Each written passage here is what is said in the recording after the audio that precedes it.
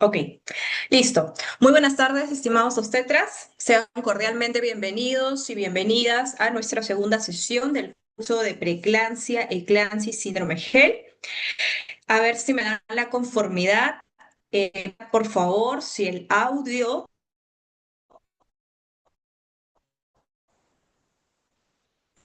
se escucha correctamente y es conforme. A ver si me confirman rápidamente en el chat si todo está bien para ya poder iniciar oficialmente sin más preámbulo.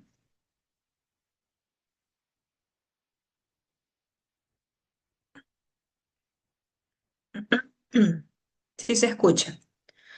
Bien. Ok,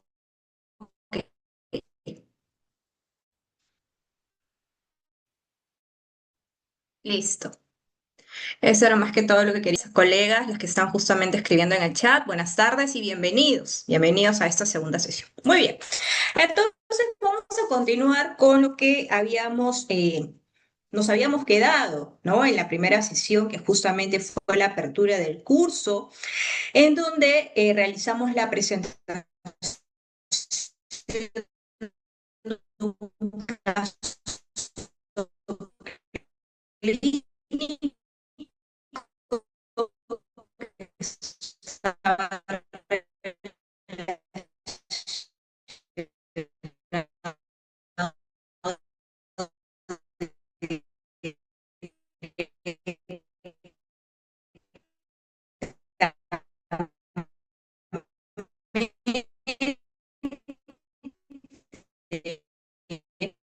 a esta patología para que de esta manera sepamos cada tipo de trastorno, ¿no? Hipertensión crónica, que bien, eclampsia, ¿no? Que fue muy bien. Entonces, dicho ello, vamos a dar continuidad. ¿Se escucha entrecortado? A ver, ¿ahora me escucha? Ya.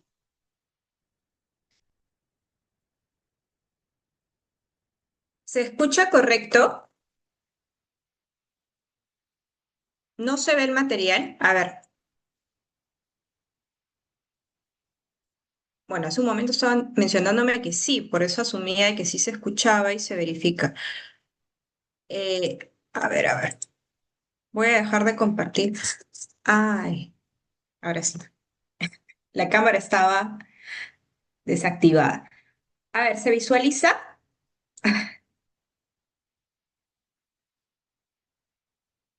Voy a volver a compartir, ¿ya?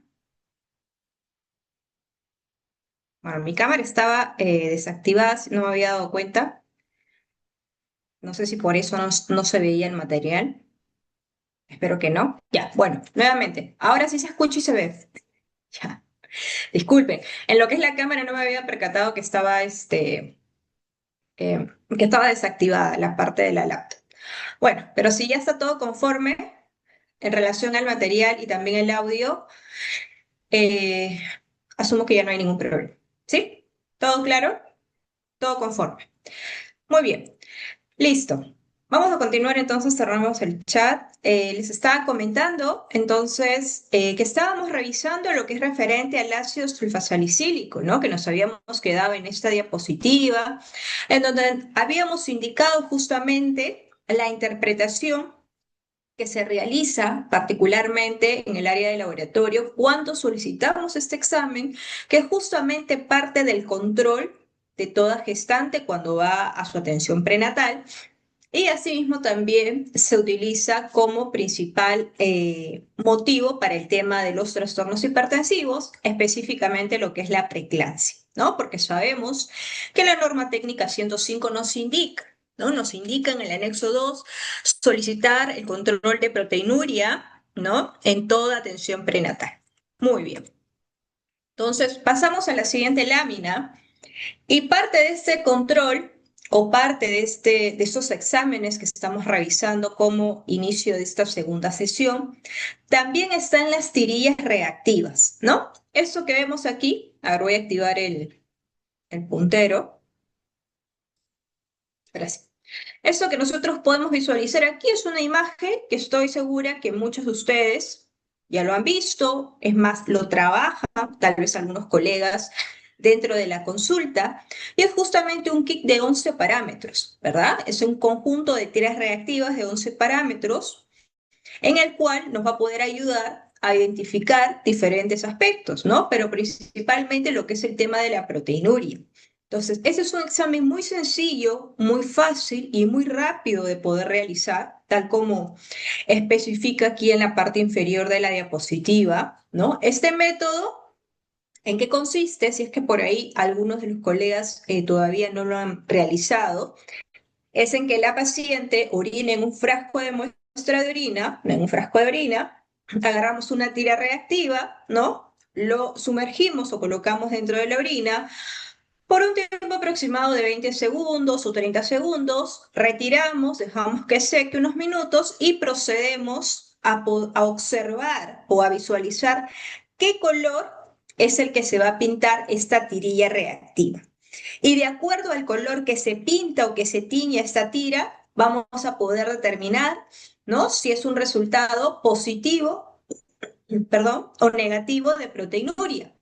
Y si en caso fuera positivo, acá como están viendo, y estoy señalando con el cursor de color rojo, ¿no? Si en caso es positivo, ¿cuántas cruces tiene? ¿No? Si tiene una cruz, dos cruces, tres cruces, ¿no? Para poder identificar. Y otros exámenes más que también podemos realizarlo con esa tira reactiva, ¿no? Como la presencia de glucosa, sangre en orina, acetonas, etcétera. Pero eso, bueno, ya es para otros motivos. Entonces, justamente es lo que nos menciona aquí en esa diapositiva. Cuando los valores alcanzan las dos cruces o más, se afirma como un diagnóstico positivo. Y recuerden que en la primera sesión justamente habíamos hecho una de las tantas preguntas a la audiencia y que nos sucede muchas veces en la atención de las gestantes, que estos resultados con el ácido sulfasalicílico en más de una oportunidad nos sale como resultado trazas, ¿no? ¿A qué obstetra no ha tenido una paciente que le ha tocado un resultado trazas? ¿No? Más de uno.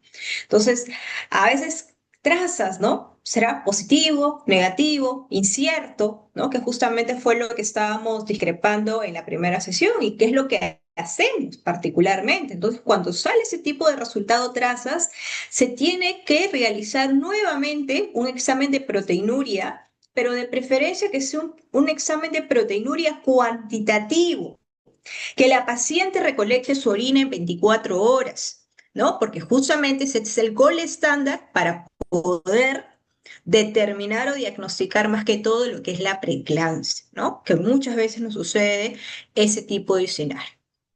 Muy bien.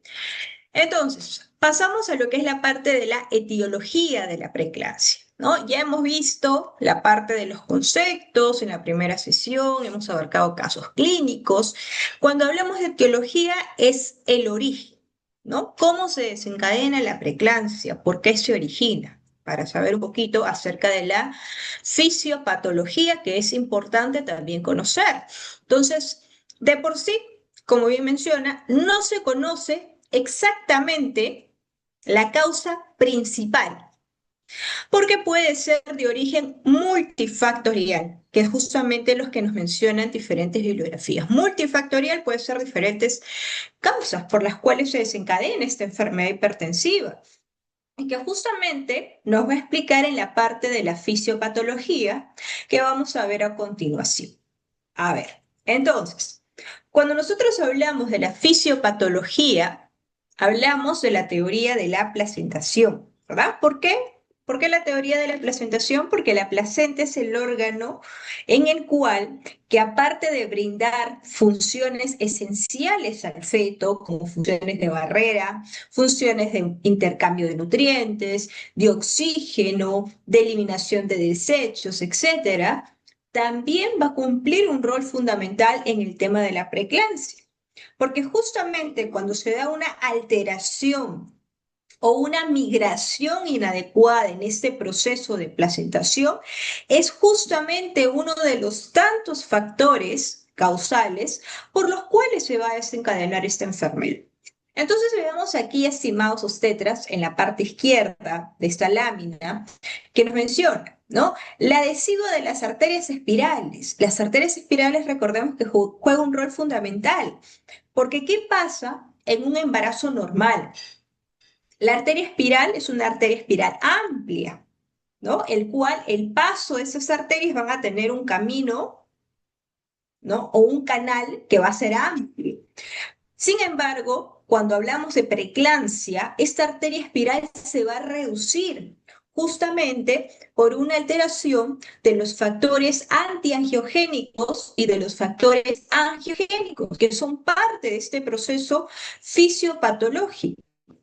Asimismo, también se van a dar ciertos cambios estructurales, cambios funcionales, que dentro de ellos va a presentar estos cambios las características de la placenta, o los componentes, perdón, de la placenta. ¿Cuáles son los componentes de la placenta? Recordando algo de embriología, sabemos que está el trofoblasto, el citotrofoblasto y el sincitrofoblasto, ¿verdad? Entonces, eso es por así decirlo, como cultura general, que debemos recordar cuando hacíamos pregrado, cuando hacíamos los cursos de embriología. Bueno, aquí justamente nos menciona eso.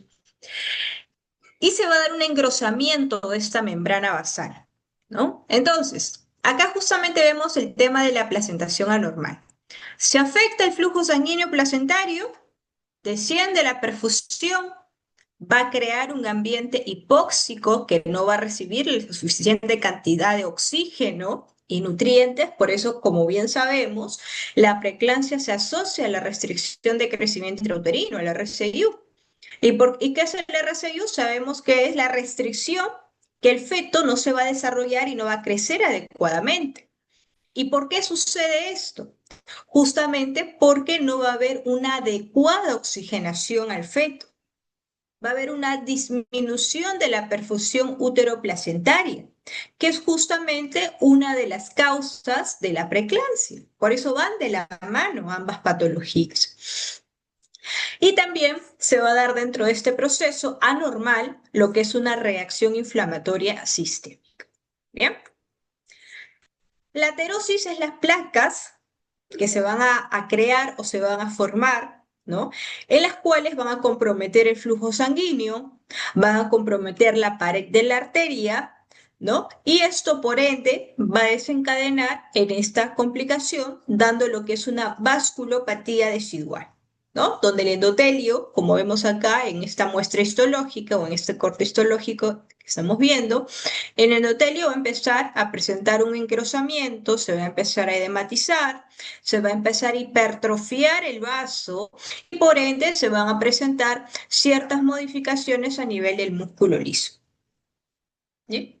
Bueno, la insuficiencia uteroplacentaria que ya les mencioné, ya les indiqué, y también está dentro de ellos ciertos factores, ¿no? Los factores antiangiogénicos y los factores proangiogénicos.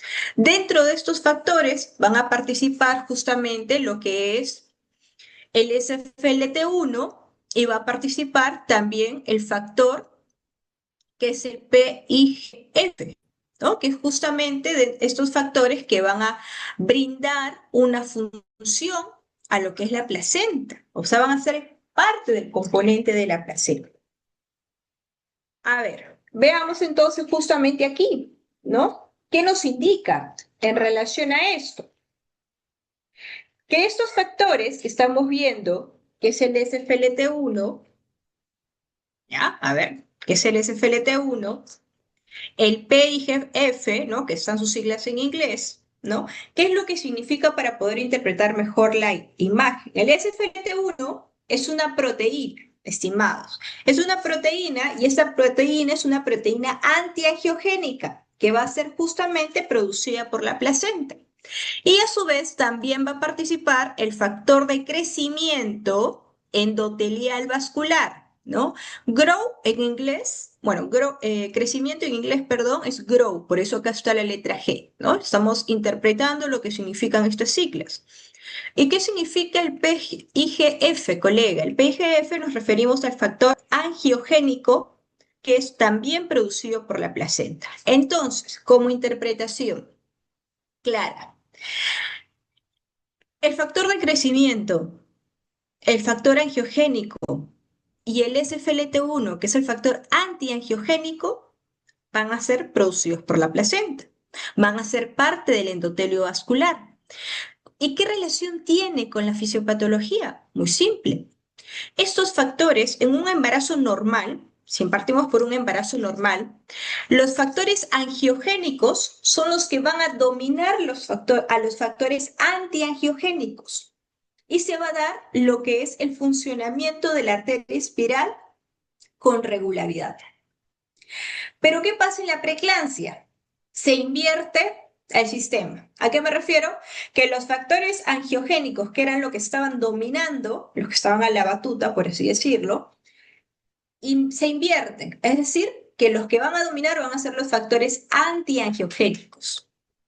Y esa arteria espiral, que tenía un amplio canal para poder brindar su función, se va a reducir la arteria espiral, ocasionando un daño en el endotelio, ocasionando la segunda oleada de placentación, pero de manera inadecuada. Por eso se dice que hay una migración inadecuada de la placenta. Hay una inhibición que se va a dar en este proceso. ¿Y qué otros factores van a ser parte de la fisiopatología? Las enzimas convertidoras de angiotensina, los IECA, que juegan un papel fundamental en esa fisiopatología. Bien, entonces vamos a ir pasando, ¿no? Saliendo ya de la parte fisiopatológica, que yo sé que a veces es un poquito tediosa, ¿no? Porque cuando nos hablan de patología, de algo, a veces como que, ay, recordar es un dolor de cabeza. Sí, lo sé, pero también siempre es bueno saber el por qué, porque podemos tener una paciente que nos indique en algún momento, ¿no? Obstetra, ¿y por qué se da la preeclampsia? ¿No?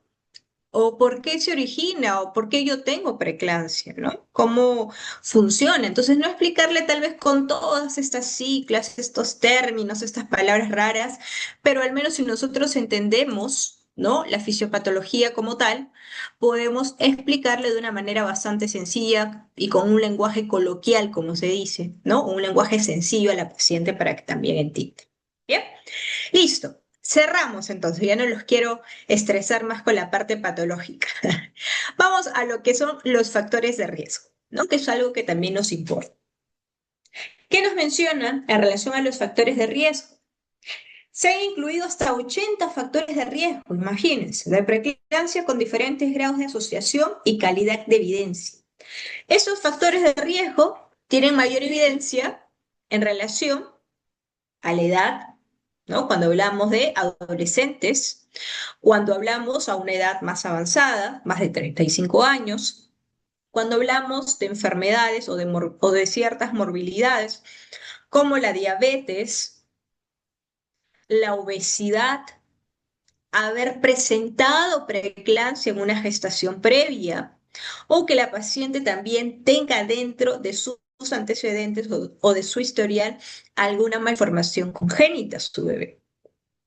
Entonces, veamos aquí la parte derecha, esta parte de aquí, que nos menciona factores clínicos que están relacionados o asociados con el incremento del riesgo del desarrollo de preeclampsia, ¿no? Y acá nos dan toda una relación en el cual basta con que la paciente tenga un solo factor de esta lista y otros más que vamos a ver en unos minutos, ya de por sí es un alto riesgo su embarazo y a su vez también es un alto riesgo de que pueda presentar esta paciente en su gestación actual también esta enfermedad. Entonces veamos rápidamente qué dice acá, ¿no? Nuliparidad, haber tenido preeclampsia en un embarazo anterior, que ya lo mencionamos, el factor etario, ¿no? Familia con historial de preeclampsia. O tal vez la gestante tiene una mamá con hipertensión crónica o es hipertensa, ¿no? Alguna enfermedad renal, duplica el riesgo de presentar también esta enfermedad. Enfermedades autoinmunes, enfermedades vasculares, diabetes, gestación múltiple, obesidad, entre otros factores más que estamos visualizando. Ay, perdón. Entonces vamos a detallar cada uno de ellos, estimados obstetras, para de esta manera poder interpretar mejor la idea, el concepto sobre todo, y cuando nosotros identifiquemos en una tensión, en una emergencia, ¿no? Revisando el carnet perinatal, porque sabemos que el carnet perinatal es como el segundo DNI de la paciente, ¿no? Entonces es importante revisar el carnet, ¿no? Para de esta manera saber a qué nos estamos sometiendo, qué tipo de paciente es la que va a estar dentro de mi responsabilidad y qué es lo que yo tengo que realizar como parte de la evaluación. Empezamos entonces cuando decimos una historia pasada de preeclampsia. Historia pasada, por lógica, es el término de que ha tenido preeclampsia en una gestación anterior. Si yo les pregunto a ustedes y hacemos una encuesta, ¿no? ¿Cuántos de los colegas que están aquí en la sala han tenido más de una gestante en su control prenatal que ha tenido preeclampsia en sus gestaciones anteriores? Y aún así, sabiendo eso, la gestante se vuelve a embarazar, ¿no? Se vuelve a embarazar. Y muchas veces ni siquiera espera más de un año, ¿no? Tal vez dentro del año o dentro de los 3 años. ¿Cuántas pacientes hemos tenido así, verdad? Creo que más de uno levantaría la mano. Y bueno, las pacientes saben el riesgo, pero aún así vuelven a salir embarazadas. Y la incidencia y la estadística de que se vuelva a dar es muy marcada, ¿no? Entonces, por eso ahí menciona. Aumenta 8 veces el riesgo de desarrollar preeclampsia en un embarazo posterior, en comparación a una paciente que no tiene historial o que no tiene antecedentes de haber padecido esta patología hipertensiva.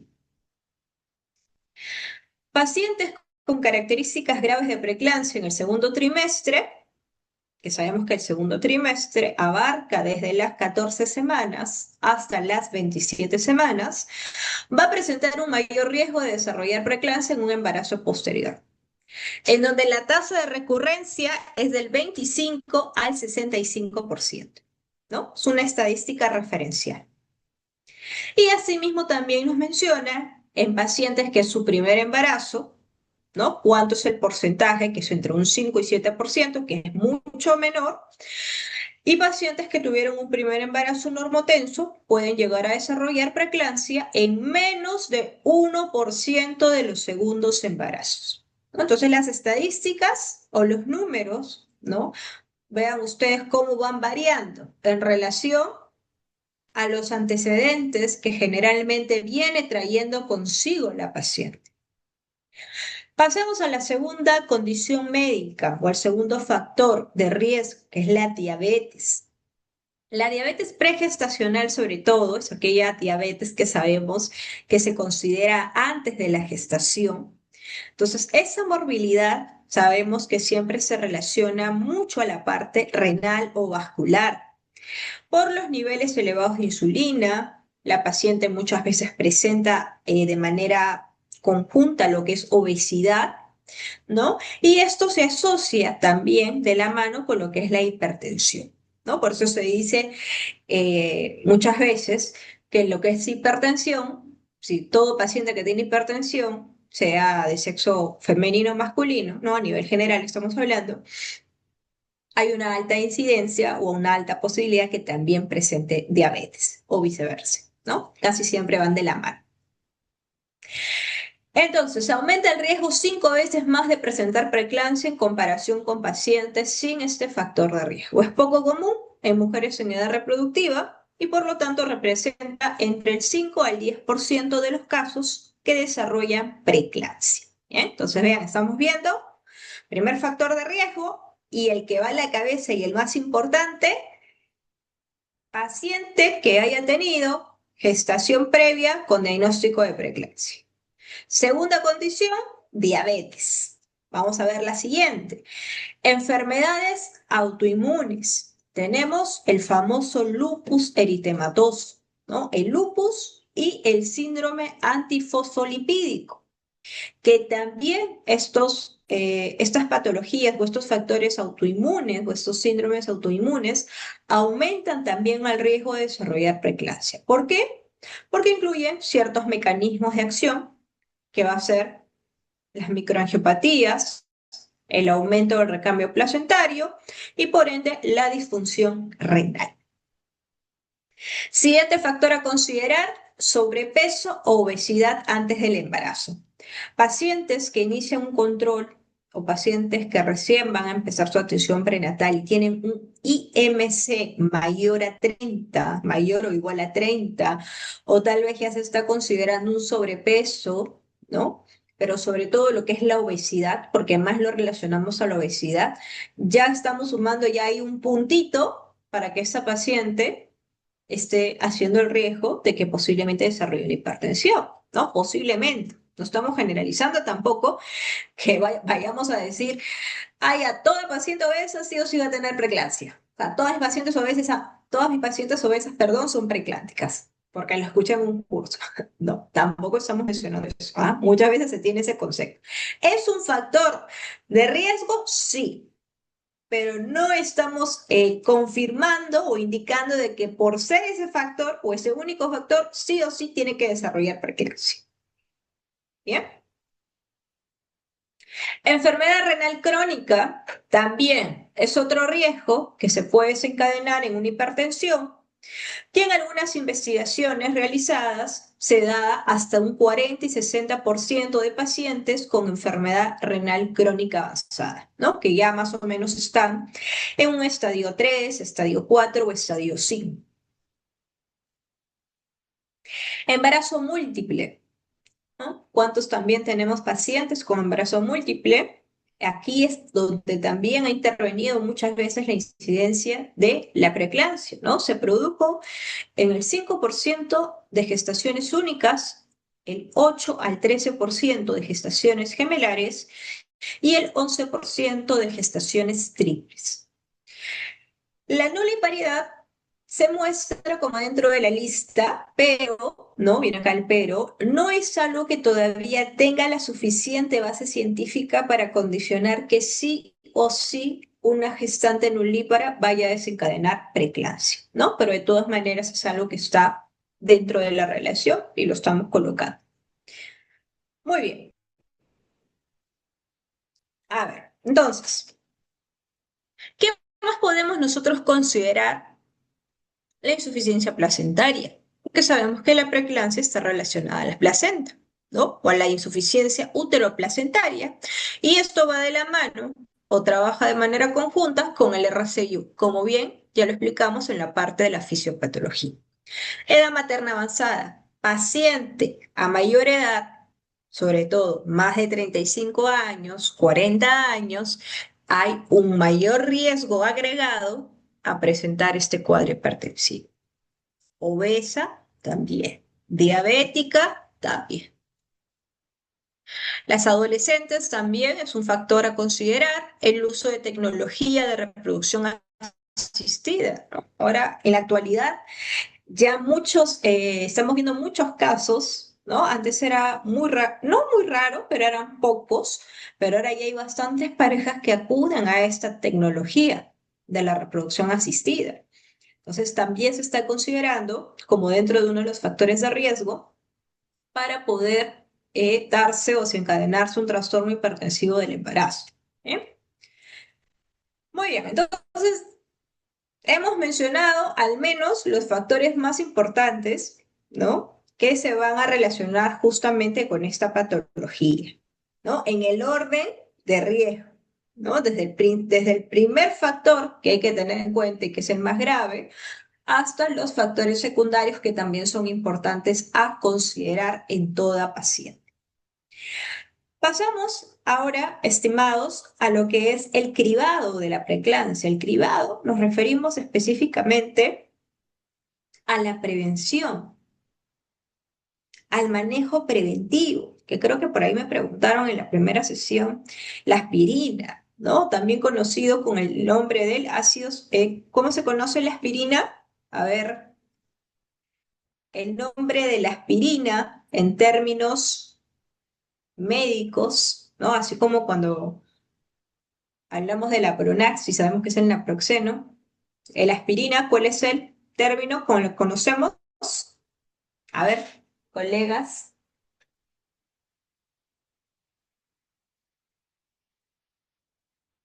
El ácido sulfasalicílico, El ácido sulfasalicílico sí lo estamos viendo, pero estamos preguntando justamente en el caso de la aspirina. El ácido acetil salicílico, ¿no? Que justamente es este medicamento, este fármaco que empleamos. ¿Para qué lo vamos a emplear? Para poder reducir la incidencia de que esta paciente pueda presentar un cuadro de preeclampsia en su gestación actual. Ahora, pregunta, ¿no? ¿Qué? ¿Y a todas las gestantes les voy a dar aspirina? No, solamente a aquellas gestantes que presenten un factor de riesgo grave o dos factores de riesgo secundarios, que es justamente lo que establece la guía de la maternidad de Lima del año 2023, ¿no? Que ha sido la última guía que ha salido y que justamente estipula ahí y los clasifica, ¿no? Factores de riesgo grave, factores de riesgo medio, y dentro de los factores nos menciona en la misma guía. Si la paciente presenta un factor de riesgo grave o dos factores de riesgo medio, ¿no?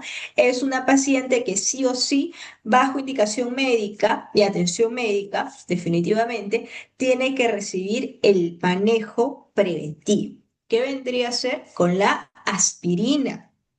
Bien, con la aspirina. Entonces, es algo que sí o sí nos establece en la guía y que se tiene que realizar y cumplir. Es un protocolo que no solamente está una página de adorno, es algo que se tiene que ejecutar. Y lo menciono de esta manera, ¿por qué? Porque en la realidad se ve que en muchos establecimientos de salud no se da el manejo de la aspirina.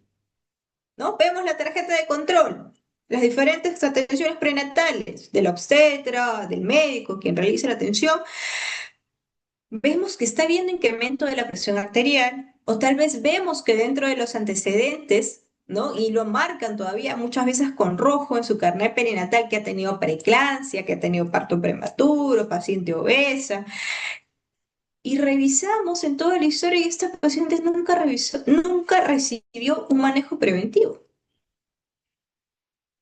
¿No? Y la pregunta sería, ¿por qué? No hay médico en su establecimiento, ¿no? Entonces, yo creo que es muy difícil decir que no hay médico en un establecimiento, siempre hay médico en todo establecimiento de salud, ¿no? A nivel rural, a nivel urbano, pero siempre hay un médico, ¿no? Entonces, nosotros, si bien es cierto, como obstetras no podemos recetar la aspirina o dar tratamiento a la paciente en relación a este fármaco, pero el médico sí, pero hay que tener criterio, ¿no? Por eso estamos mencionando. No es que a todas las gestantes les voy a dar, ¿ya? A ver, nos dicen por aquí, obstetra, buenas tardes, ¿a partir y hasta qué semana de gestación debemos administrar? Eso justamente lo voy a mencionar ahorita, ya, no te preocupes. A ver, primero, para empezar, aspirina en dosis baja. Bien, porque sabemos que la aspirina tiene la acción, dentro de su mecanismo de acción, la formación de trombos. Por eso no se puede dar a altas dosis, y más aún a una gestante. Bien, ¿qué indica como parte del cribado la prevención? Reducen la frecuencia de preeclampsia, así como resultados adversos en el embarazo, ¿no? Parto prematuro, RCU, en aproximadamente del 10 al 20% cuando lo toman con pacientes con riesgo de presentar esta enfermedad. Justificación, ¿por qué lo tomo? ¿Por qué lo doy? Más que todo a dosis bajas, porque hay un aumento del recambio del sistema plaquetario y hay un aumento de los niveles tromboxanos que van a ser derivados de las plaquetas, ¿no? Este tema de los trombos que justamente estoy mencionando. Entonces, las dosis que generalmente se van a emplear es entre 60 a 150 miligramos como máximo, lo que van a condicionar a disminuir la síntesis del tromboxano mientras mantienen la síntesis de la prostaciclina de la pared vascular, ¿no? A nivel farmacológico. Ahora, ¿desde cuándo voy a tomar la aspirina? ¿Desde cuándo se le da a la paciente, colega? Desde las 12 semanas o 13 semanas. Bien, desde las 12 o 13 semanas nos indica la OMS brindar lo que es el manejo de la prevención con aspirina a bajas dosis. ¿Y hasta cuándo le voy a brindar? Hasta las 36 semanas o hasta las 37 semanas de gestación. Una pastilla diaria todos los días. Ese es el manejo que se da en relación a este fármaco. ¿Y para quiénes? Ya mencionamos para qué pacientes que cumplan con ciertos factores de riesgo se les va a dar esta parte preventiva. Y el calcio también se daría en este aspecto, claro que sí, el calcio también cumple un rol fundamental.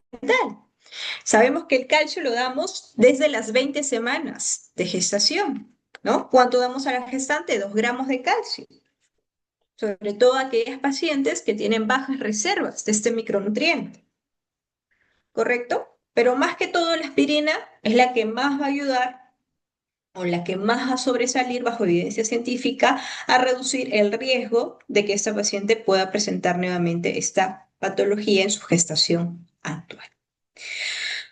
Muy bien, listo. ¿Alguna pregunta? Si tienen preguntas, colegas, no tengan vergüenza, ya saben que pueden realizar sus preguntas, sus inquietudes, sus consultas, ¿no? Por el chat o por ahí han tenido alguna experiencia de alguna paciente o algún caso que quieran hacerlo partícipe en este curso, también pueden realizar su intervención por el chat, no hay ningún problema. Bien, listo. Bien, entonces hasta acá hasta aquí nomás hemos llegado a lo que es la parte de factores de riesgo, ¿no? Que hemos mencionado, hemos hablado de la fisiopatología, ¿no? Yo sé que es algo complicado la parte fisiopatológica, pero también es importante que en todo curso, sobre todo en todo curso que se brinde este tipo de enfermedades, ¿no? Como la preeclampsia, sí o sí tiene que venir involucrada, ¿bien? Y asimismo la parte preventiva, que es justamente lo que acabamos de mencionar. Ahora pasamos al siguiente bloque, que son las complicaciones, ¿no? Las complicaciones maternas. A ver, creo que tengo preguntas. El link de asistencia. El link de asistencia ya lo han subido al chat hace unos minutos. Ahí justo lo están volviendo a subir, el link de asistencia, para que puedan registrar sus datos. Muy bien, entonces pasamos a las complicaciones maternas. ¿Qué complicaciones maternas me va a ocasionar? Preeclampsia, hipertensión, igual enfermedad silenciosa. ¿Por qué enfermedad silenciosa? Porque una vez que aparece de una manera tan repentina y tan brusca en un paciente, empieza a hacer como se dice, su mecanismo de acción, ¿no? Empieza a hacerse presente. ¿Y hacerse presente en qué sentido? De empezar a dañar órganos. Y dentro de los órganos principales que va a ser este tipo de daño es a nivel renal, porque la principal complicación a nivel renal es la endoteliosis glomerular, que justamente está asociada y relacionada a este trastorno hipertensivo denominado preeclampsia. ¿Qué otra complicación vemos? La encefalopatía hipertensiva, la ceguera que se va a dar a nivel cortical. Hemos mencionado que dentro de la clínica, ¿qué es lo que refiere la paciente? Cuando nosotros hacemos la anamnesis, hacemos el interrogatorio, ¿qué te dice la paciente? Obstetra, me duele mucho la cabeza. Obstetra, veo como estrellitas, lucecitas, ¿no? O me siento mareada, o siento que no estoy viendo bien, que veo doble. ¿Qué es lo que está sucediendo ahí? Está afectando el sistema nervioso, está alterando la parte neurológica de la paciente. Y en este caso, en este escenario que estamos planteando, está dañando el nervio óptico. Y si no se realiza algo, si no se actúa de manera inmediata, obviamente la paciente se puede quedar ciega. ¿Ya? O sea, no es un chiste, no es algo que hay que dejar pasar por agua tibia. Paciente que me refiere clínica o algún signo premonitorio de preeclampsia, tengo que sí o sí actuar de manera inmediata, hacer la interconsulta al ginecólogo o al médico, ¿no? Para que de esa manera se realice todo el perfil como tal. ¿Cuántas pacientes tienen cuadros hipertensivos o exámenes alterados y están tranquilas. Muchas veces, uy, uno tiene tantas experiencias, ¿no? Que a veces nos confiamos por los exámenes, ¿no? La paciente mandamos su perfil o su batería de preeclampsia, ¿no? Hoy día, por ejemplo, ¿no? Todo normal. ¿Y por qué le mandé? Bueno, porque la paciente me decía que le dolía mucho la cabeza, ¿no? Y que se sentía, y que tenía tinnitus, tenía fotomas, entonces, bueno, le mandé su perfil, pero todo salió negativo. ¿Y la presión cómo está? Ah, está en 120/80. Y ya, se le dijo que vaya a su casa y que cualquier signo de alarma, si presentara nuevamente, bueno, que regrese por emergencia. De ahí nuevamente se le realiza el control a esa paciente a la semana, o peor aún, a las 2 semanas, ¿no? Y la paciente nuevamente refiere clínica, nuevamente refiere signos premonitorios, y no solamente ya cefalea y fotomas, también ya refiere epigastralgia, ya refiere dolor a nivel del flanco derecho, ¿no? Y muchas veces se deja llevar el obstetra, ¿no? Dice, pero tiene sus exámenes y todo está normal. ¿Y cuándo fueron esos exámenes? Hace una semana. Entonces ya no son válidos. Hay que volver a actualizar exámenes, porque esta enfermedad, ¿no? O esta patología, aparentemente, decimos entre comillas, puede mostrarnos todo normal, pero eso puede cambiar en cualquier momento, en cualquier momento. Por eso hay que estar al pendiente de estas pacientes, tener una vigilancia, educar al paciente, orientar no solo al paciente, sino también al familiar, a la pareja, ¿no? Que siempre acompañen el control o mediante las visitas, etcétera, porque son bombas de tiempo. Edema pulmonar también se relaciona como parte de las complicaciones maternas. ¿Por qué? Porque dentro de la fisiopatología que hemos mencionado, sabemos que hay un daño al endotelio, ocasiona una vasoconstricción, desciende la presión oncótica, aumenta la permeabilidad y hay una fuga del plasma hacia el espacio intersticial. ¿Qué pasa con el pulmón? Se edematiza. Hígado, ¿no? Principal principal complicación en relación a mortalidad materna por preeclampsia.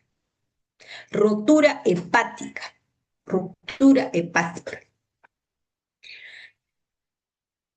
¿Cuál es una de las primeras señales de alerta que nos manda la paciente que podría estar asociada a ese órgano? El dolor, ¿no? Por eso decimos la tríada de la preeclampsia. ¿Cuál es la tríada? El famoso SET. SET. SET, el C es de, ¿qué cosa es C de? Cefalea, epigastralgia y dolor abdominal. La triada clásica que te va a referir la paciente. Cefalea holocraneal o cefalea persistente que no responde a analgésicos. Epigastralgia, ¿no? Que a veces piensan que la paciente va por emergencia, ¿no? Ay, me duele la boca del estómago, siento ardor, o siento sensación de quemazón o mucho dolor. Ay, ya es porque tengo gastritis. Le dan como un manejo para una gastritis. Y al final no es gastritis. Y eso muchas veces viene asociado con el dolor abdominal.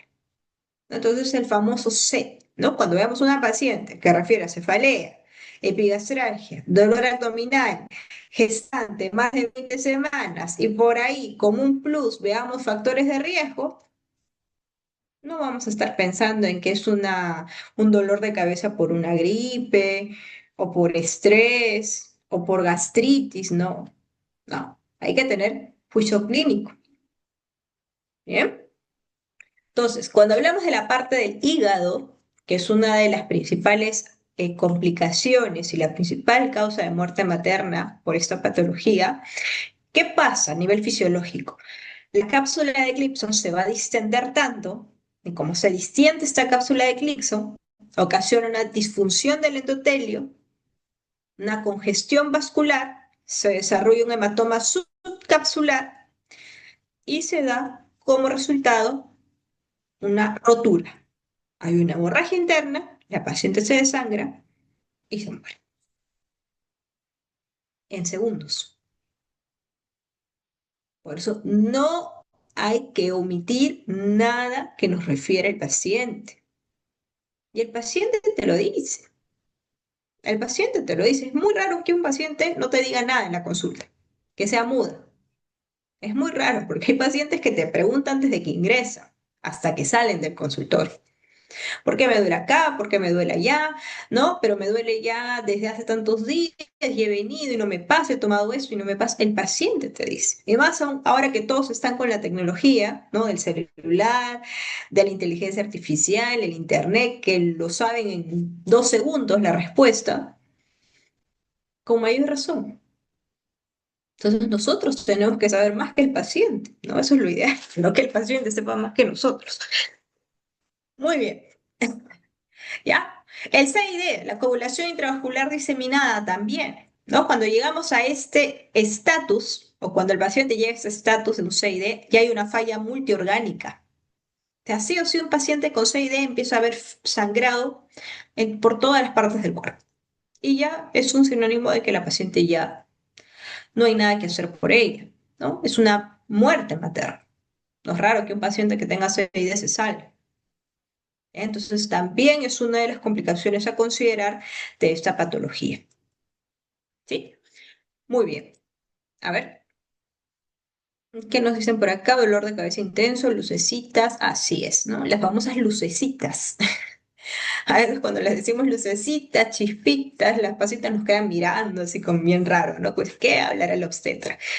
¿No? Bueno, le tratamos de explicar de otra manera para que vea que no es algo que estamos hablando por hablar, sino que es en relación justamente a un signo de alarma. Bien, manejo y tratamiento. Pasamos al manejo y tratamiento. A ver, rápidamente.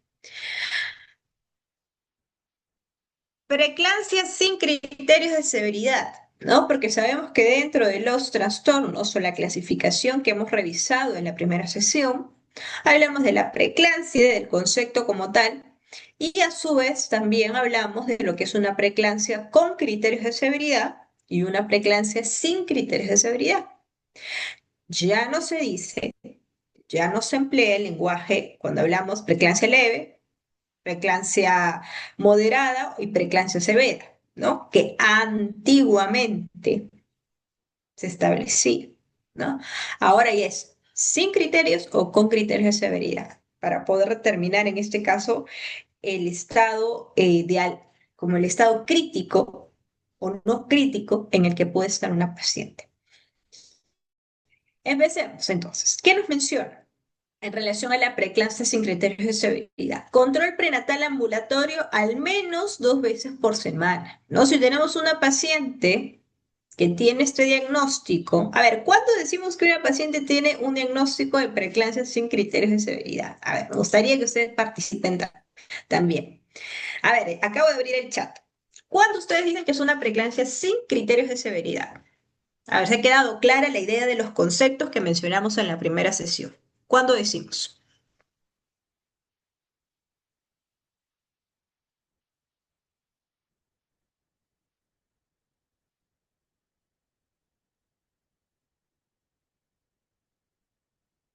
A ver, ¿nadie? Uy, se olvidaron entonces. ¿Se olvidaron o capaz no me han escuchado? No creo, echarle la culpa al internet. Tal vez le hemos echado la culpa al internet en la primera sesión unos minutos, pero no toda la sesión. ¿Cuándo hablamos de una preeclampsia sin criterios de severidad? Cuando no hay daño de órgano, ¿verdad? Principal, clave. Muy bien. Entonces, ¿qué otros factores sí consideramos? Ya, no hay daño de órgano, clarísimo. ¿Qué factores considero para decir que estoy bajo este concepto, bajo este diagnóstico? ¿Qué factores considero? Proteinuria. Proteinuria en signo de exclamación y en signo de pregunta. Bueno, para ambos, estimado Víctor, es la respuesta correcta. Sí, proteinuria. Claro que sí. Así que no es un signo de pregunta, sería una confirmación, porque tiene que haber proteinuria. ¿Qué más?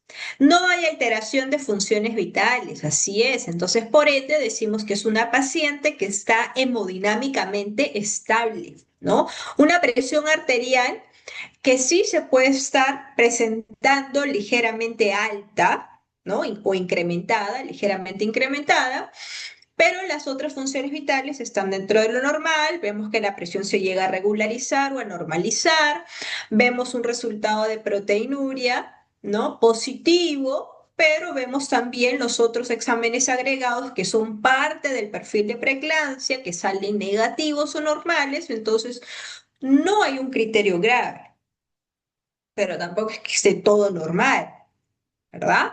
Porque ya está viendo proteinuria, porque ya esta paciente me está presentando un leve incremento de la presión arterial y que posiblemente esa preeclampsia sin criterios de severidad se puede convertir a una preeclampsia con criterios de severidad. Claro que sí. Como también se puede mantener en el mismo diagnóstico. Entonces, cuando estamos frente a a este escenario, ya se rechat, a este escenario, ¿qué hago? Pues, ya, le tomo la presión, tiene 140/90. Bueno, la paciente me refiere que está estable, que no tiene molestias, no tiene dolor de cabeza, no tiene mareos, no tiene epigastralgia, no tiene nada. Supuestamente está bien. Dice la paciente que está tranquila, que no le duele nada, que se mueve su bebé, latidos normales, pero la presión tiene 140/90, ¿no? Le he mandado su examen de proteinuria cualitativo, ha salido positivo. Bueno, ¿qué hago? Simplemente monitorizar la presión. Hay que monitorizar la presión, de preferencia que la gestante se monitorice la presión por 1 o hasta 2 semanas, todos los días, todos los días. ¿Para qué? Para verificar si esa presión sigue dentro de esos rangos o varía. Y si varía, si vamos a ver en la variación de la presión, si es una variación que se logra incrementar a picos elevados o se normaliza. Y tengo que volver a estar haciendo controles de proteinuria, ¿no? Porque el hecho de que hoy día le haga la proteinuria y que salga positivo, entonces ya no lo voy a hacer mañana, ni pasado mañana, ni el siguiente día. Tengo que estar haciendo controles de proteinuria, al igual como voy monitorizando la presión arterial. Y parte del manejo, parte del protocolo también es orientar a la paciente, ¿no? Explicarle los signos de alarma, sobre todo los signos de alarma relacionados a preeclampsia, ¿no? La dieta, la parte de la alimentación, que sea una dieta normocalórica, normosódica sobre todo. Solicitar exámenes de laboratorio. Claro que sí, porque no solamente voy a solicitar proteinuria, también voy a solicitar todo el perfil. Y por lógica me tiene que salir todo negativo, ¿no? Porque estamos hablando de una preeclampsia sin criterios de severidad. Pero también le tengo que pedir, entonces, claro, igual le tienes que pedir, porque no solamente le vas a pedir proteinuria, tienes que pedirle todo. Y ya si los demás exámenes te salen negativos y lo único que te sale positivo es la proteinuria, bueno, estamos frente a este diagnóstico.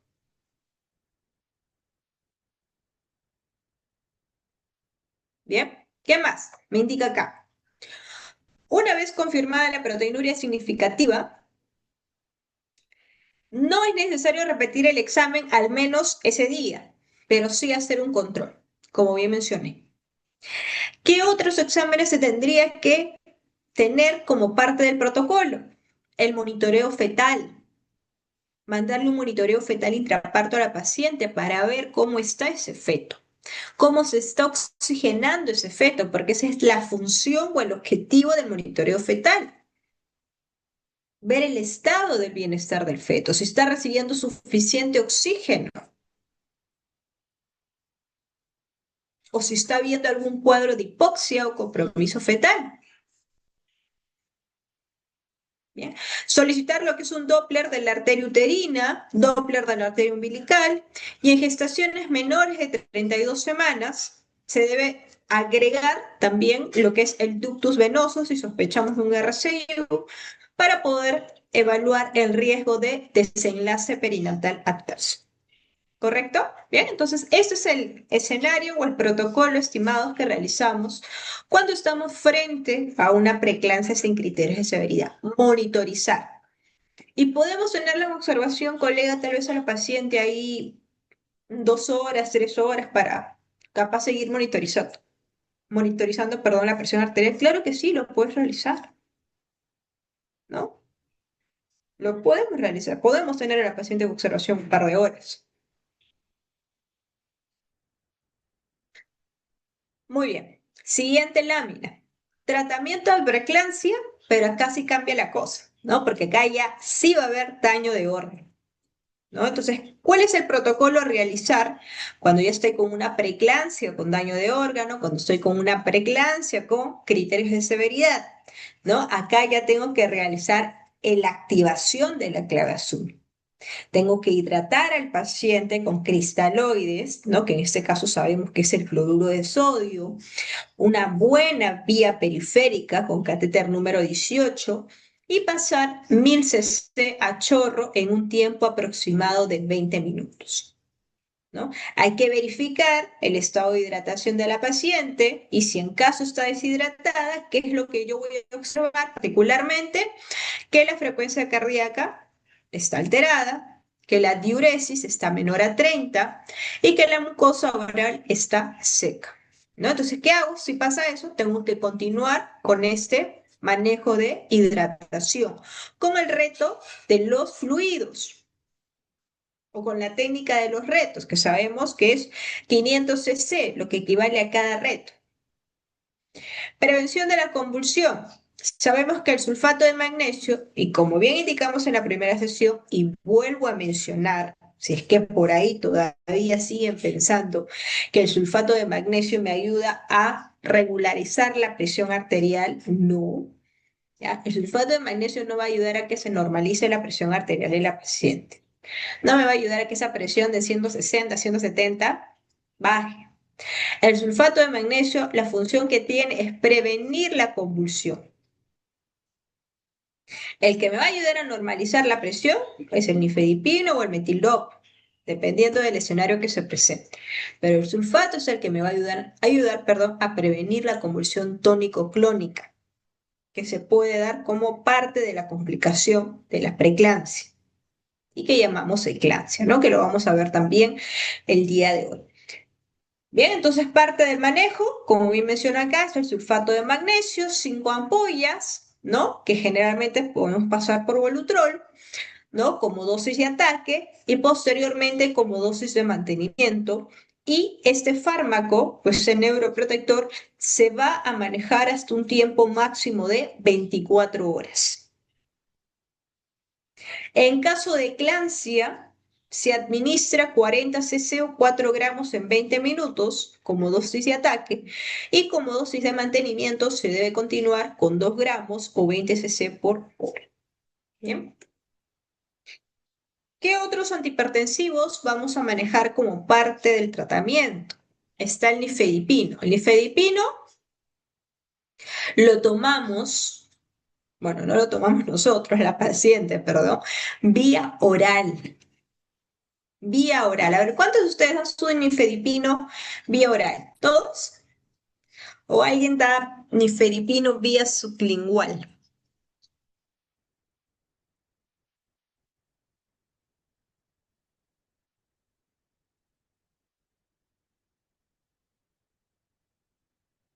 ¿Alguien da nifedipino vía sublingual? Vía oral nos dicen, ya.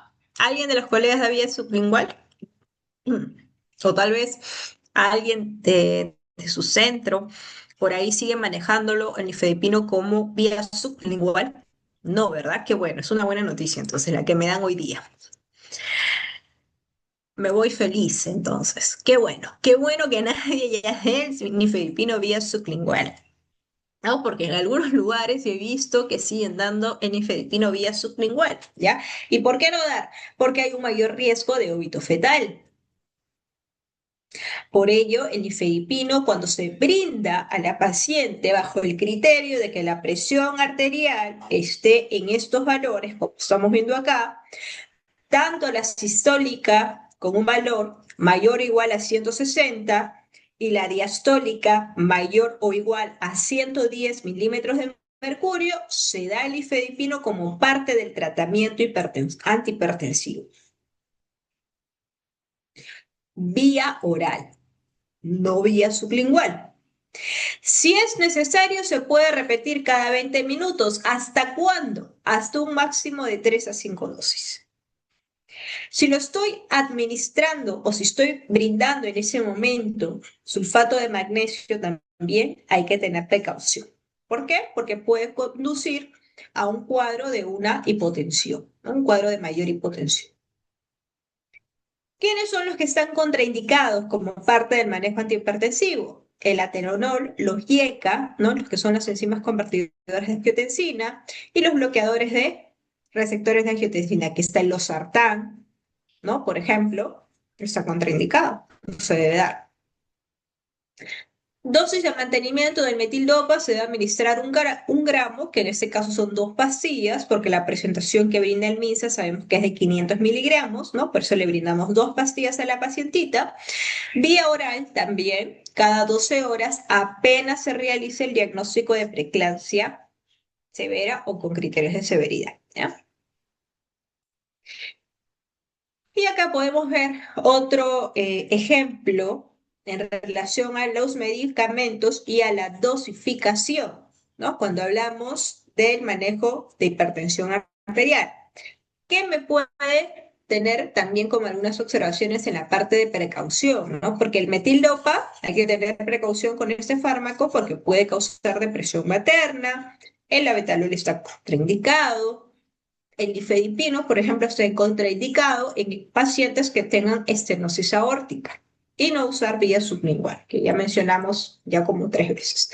Ya, y espero que ya nos quede grabado. Ya 3, 4 veces mencionado, yo creo que sí va a quedar grabado de que no se va a utilizar bajo ese tipo de administración o esa vía de administración. El sulfato de magnesio, como hace una función tan importante en este cuadro de preeclampsia, también hay que monitorizar la administración de este fármaco. ¿Por qué? Porque puede generar ciertos grados de toxicidad al paciente. Entonces, ¿qué es lo que nosotros debemos controlar una vez que administramos bajo infusión el sulfato de magnesio? Debemos verificar o controlar lo que es los reflejos, el control de diuresis, ¿no? Que generalmente debe ser más de 30 cc por hora. En caso contrario, se debe suspender el sulfato de magnesio. La frecuencia respiratoria debe ser más de 14 respiraciones por minuto. La frecuencia cardíaca, la saturación de oxígeno, el control estricto de funciones vitales, hay que tenerlo en una hoja aparte de funciones vitales, no es simplemente colocar el sulfato y olvidarme de la paciente y no estar monitorizando ni la diuresis, ni la presión, ni el pulso, ni el estado de conciencia. Hay que estar controlando eso, porque si no, ¿cómo voy a saber si está todo bien con esa paciente o si está generando algún cuadro de toxicidad? Si en caso se detecta reflexia tendinosa, también hay que suspender la administración de este fármaco. Si hay depresión del estado de conciencia de la paciente, ¿no? Por ejemplo, una frecuencia respiratoria lenta o que tenga menos de 14 respiraciones por minuto, ¿qué es lo que se debe administrar como parte del antídoto? El gluconato de calcio, que viene al 10%. Una ampolla de 10 mililitros, viento venoso, en un tiempo aproximado de 10 minutos, ¿no? Porque la administración tiene que ser lenta, que es el antídoto que debemos tenerlo como parte de nuestra clave azul. Siguiente, estamos ahorita en el manejo y tratamiento, ¿ah? Estamos manejo y tratamiento de la preeclampsia, ¿no? La fluidoterapia que ya habíamos mencionado, que son los fluidos con el uso del cloruro de sodio, ¿no? Hay que tener presente al momento de realizar ese manejo, sobre todo cuando hablamos de la técnica de los retos, en que yo administro cada reto de 500 cc y tengo que estar realizando lo que es la monitorización de la paciente, sobre todo el monitoreo de las funciones vitales, ¿no? Para ver si esta paciente se está estabilizando hemodinámicamente críticamente o sí en un estado crítico. Otras complicaciones de los trastornos hipertensivos del embarazo, como bien conocemos, está la eclampsia, que es la complicación aguda de la preeclampsia, en la que se presentan convulsiones tónico-clónicas generalizadas y estas se pueden desencadenar o presentar hasta las 8 semanas posparto. Y el síndrome GEL, ¿no? Que es otra complicación aguda caracterizada porque hay hemólisis, hay equistocitos, ¿no? Que es el plus del gel, como habíamos mencionado, hay hiperbilirrubinemia, ¿no? Hay la alteración de la deshidrogenasa láctica y de las enzimas hepáticas, como también de las plaquetas. La rotura hepática, que ya lo hemos explicado, que es una de las principales complicaciones, tanto de la preeclampsia con criterios de severidad, como también del síndrome de Hell, que produce alrededor del 30% de las muertes maternas de causas hipertensivas, ¿no? Vean lo preocupante que es. El edema pulmonar muchas veces se da con una incidencia de hasta un 2,9%, que dentro de la clínica la paciente me va a presentar disnea y ortopnia.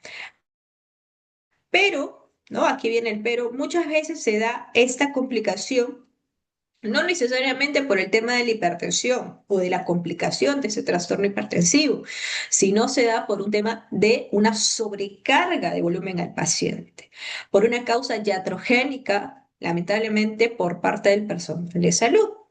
Porque ¿qué es lo que se realiza muchas veces cuando están todos así en un estado de estrés, ¿no? De estrés, de alarma, cuando hay una paciente que está con ese diagnóstico, ¿no? La llenamos de volumen, ¿no? Le ponemos el cloruro, ¿no? Porque lo estamos hidratando y abrimos la vía y le pasamos uno y otro y otro y otro y la paciente al final no estamos haciendo un control, estamos simplemente dando el cloruro de sodio de manera deliberada sin hacer un control de la paciente. Entonces estamos sobrellenando de volumen a la paciente. Y esto muchas veces puede condicionar a un edema pulmonar. Bien. Falla renal se da una incidencia del 83 al 90% de los casos, sobre todo lo que es la necrosis tubular aguda, el CID, que ya hemos mencionado, en relación a los trastornos de coagulación. A nivel del sistema neurológico puede desencadenarse una hemorragia cerebral, una encefalopatía hipertensiva o un desprendimiento de retina que también muchas veces puede condicionar o puede conllevar a una muerte materna. DPP, retardo de crecimiento intrauterino y óbito fetal son otra de las principales complicaciones. Bien, entonces, dicho ello, ya la parte del manejo, la parte del tratamiento, el manejo de la clave azul, ¿no? Que va a aplicar tanto para el primer nivel de atención como también para el segundo nivel. Y aquí muchas veces podemos escuchar lo que es la hora dorada, ¿no? ¿Qué hacemos? Los minutos cuentan. Como ven, está aquí la flechita, ¿no? Desde el minuto 0 hasta el minuto 20. ¿Qué hago estos primeros 20 minutos si tengo una paciente con preeclampsia, con criterios de severidad, o tengo una paciente convulsionando y trabajo en el primer nivel de atención? ¿Qué hago? Activo la clave azul. Realizo el protocolo de reanimación, que es el ABCD, en el cual cada parte del protocolo me indica qué es lo que tiene que realizar todo el equipo multidisciplinario de guardia para poder atender esta emergencia hipertensiva, ¿no? Desde garantizar las vías aéreas permeables hasta con la colocación de la sonda Foley para poder controlar la diuresis y ver cuánto está orinando esta paciente, porque sabemos que la oliguria es una de las complicaciones también de la preeclampsia, ¿no? Entonces, ¿cómo yo voy a saber si esta paciente está orinando adecuadamente, si está presentando oliguria? Con la sonda Foley, con la bolsa colectora. Bien, entonces si yo no tengo un control, si yo no coloco bolsa colectora, no voy a poder saber, ¿no? Es importante poder conocer estos aspectos.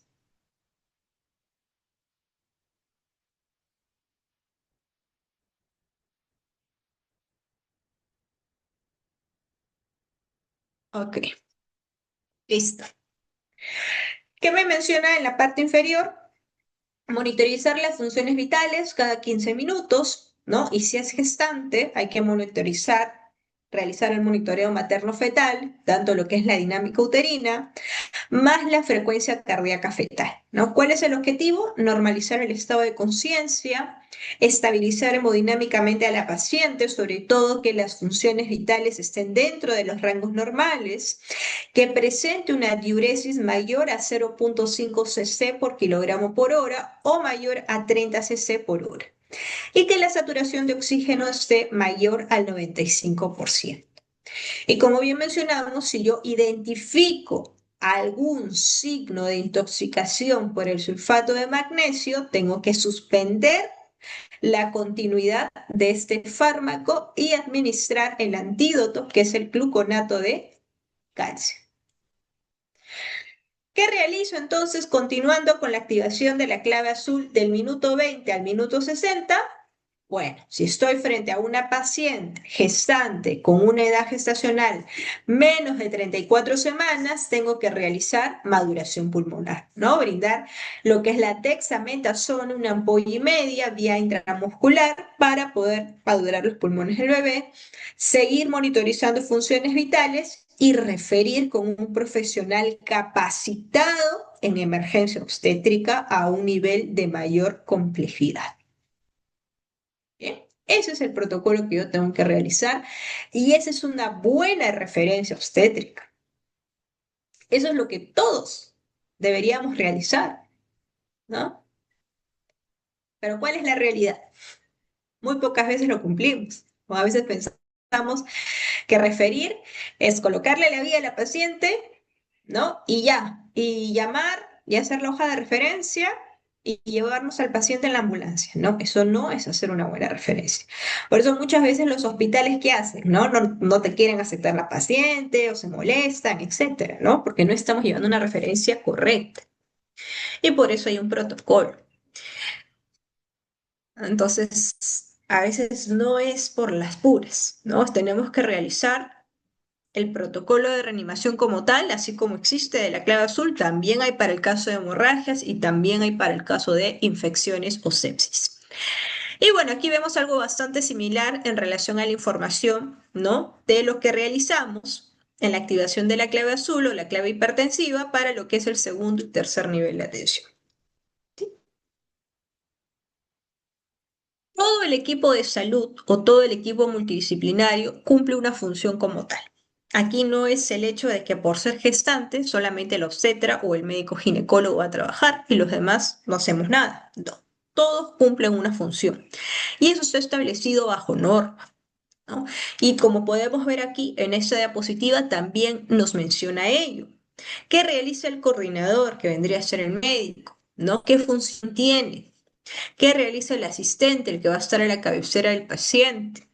¿Qué realiza el asistente 2? ¿Qué realiza el circulante? ¿Qué realiza el piloto de ambulancia? ¿Qué realiza el de laboratorio? Todos tienen una función. ¿Ya? Aquí nada que no es gestante y le corresponde a obstetricia y a nosotros no tenemos nada que ver, no. Todo el equipo participa porque se ha establecido un rol como tal para cada uno. Los valores normales de laboratorio, ¿no? Que ahí les muestro para que tengan en cuenta. Y bueno, ahora sí, y con esto hemos concluido oficialmente lo que nos faltaba para terminar la primera parte o la primera sesión de este curso. Bien, entonces, ahora continuamos con la segunda patología, ¿no? Porque ya hemos hablado todo lo referente a preeclampsia, ¿no? Cuando hablamos de todo lo referente a preeclampsia, hemos hablado qué es, los conceptos, la clasificación, las complicaciones, ¿verdad? ¿Qué exámenes se solicitan? ¿Qué más? Hemos mencionado también el manejo, el tratamiento, la parte preventiva de la preeclampsia. Ahora, en lo que es referente a eclampsia y síndrome de Gell, sabemos que son las principales complicaciones, que son justamente una de las que hemos mencionado así de una manera bastante breve, ¿no? Pero ahora ya vamos a entrar a detalle. Vamos a desglosar, como se dice, cada parte de lo que concierne a cada una de ellas. Y para iniciar, a ver, creo que tengo preguntas. La maduración pulmonar se puede, ¿a partir de qué semana se puede hacer?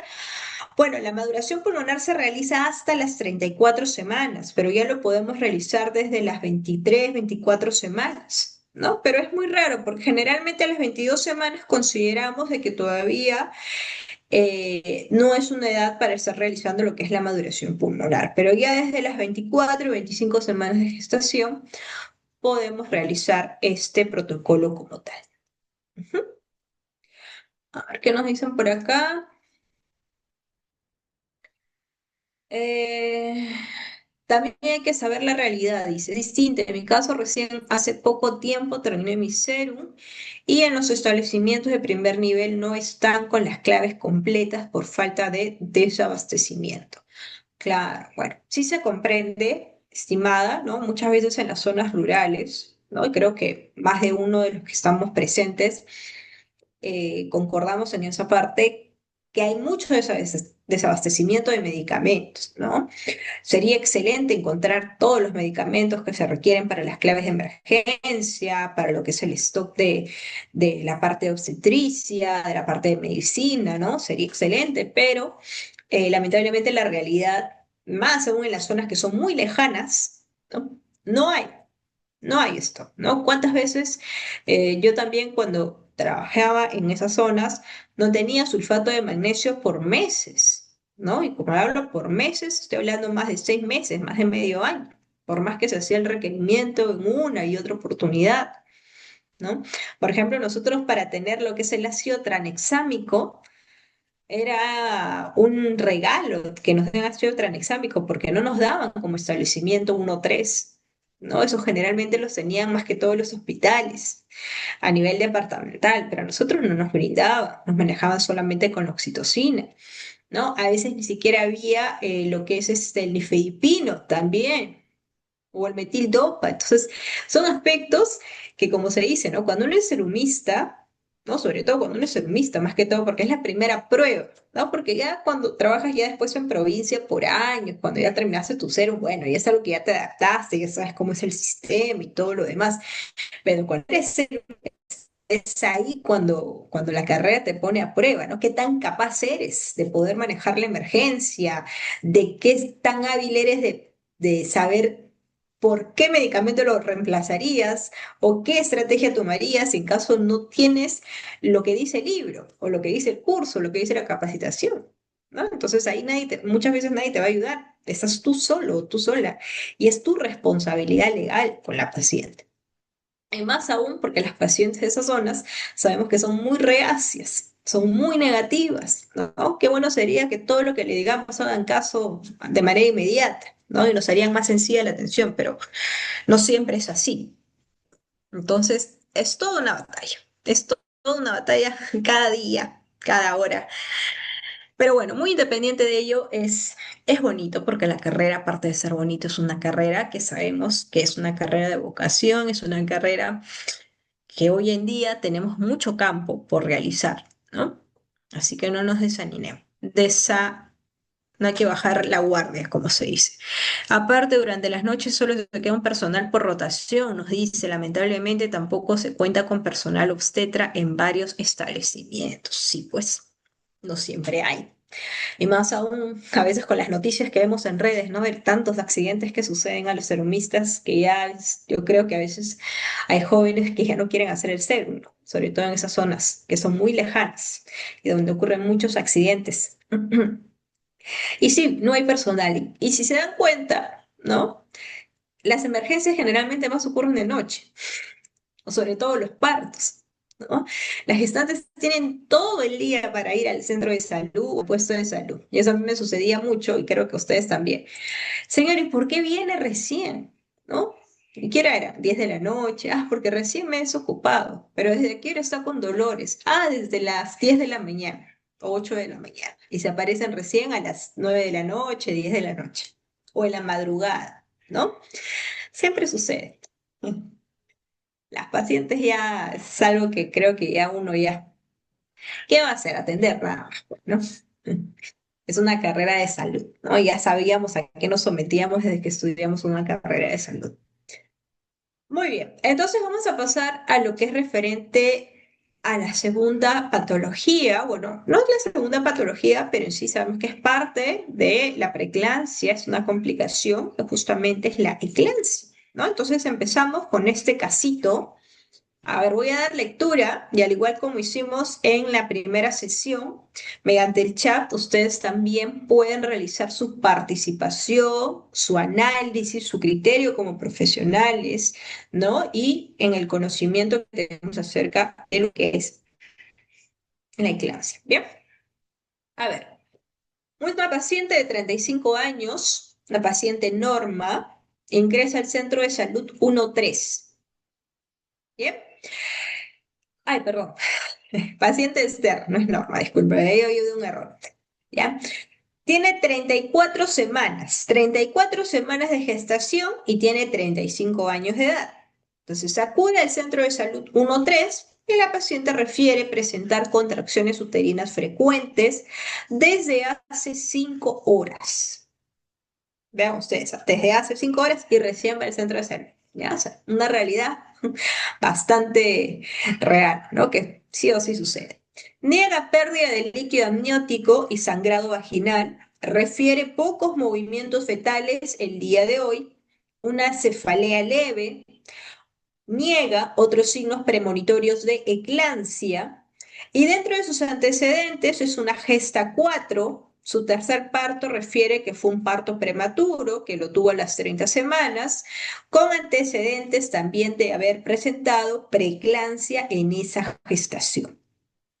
Al examen físico, temperatura basal 36,8, presión arterial 150/90 milímetros de mercurio, frecuencia cardíaca 84 por minuto, frecuencia respiratoria 18 por minuto, y al examen obstétrico encuentran una altura uterina de 30 centímetros, feto en longitudinal cefálico derecho, latidos cardíacos fetales 132 por minuto, dinámica uterina, 2 contracciones en 10 minutos con 2 de intensidad o 2 cruces y 40 segundos de duración. Al tacto vaginal, dilatación 2 centímetros, incorporado 80% y altura de presentación -3 y pelvis ginecoide. Se aprecia sangrado vaginal escaso, edema de pies, edema de tobillos y se llama médico de guardia porque la paciente presenta convulsiones tónico-clónicas en el tópico del centro de salud. Imagínense, pues, ¿no? Que ustedes están recibiendo a esa paciente en el tópico y ahí ya les están monitorizando la presión, todo ahí llenando sus datos y empieza a convulsionar. Qué estrés, ¿no? ¿Qué hago? ¿Qué hace? Muy bien. A ver, entonces vamos a empezar con el análisis de este casito. ¿Cuáles son, para empezar, los signos y síntomas de alarma que vamos a identificar en este caso de esta paciente de 35 años? A ver, ustedes por el chat, ¿cuáles son los signos y síntomas de alarma que identifican en este segundo caso clínico que estamos trabajando en este curso? A ver, en el chat vamos escribiendo para poder interactuar y participar más en esta segunda sesión. ¿Cuáles son los signos y síntomas de alarma? Mientras yo voy aquí activando mi...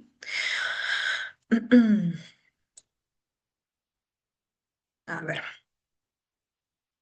Vamos a ver, vamos a ver qué signos y síntomas de alarma encontramos. Yo voy a ir subrayando aquí alguno de ellos. Disculpen que no sea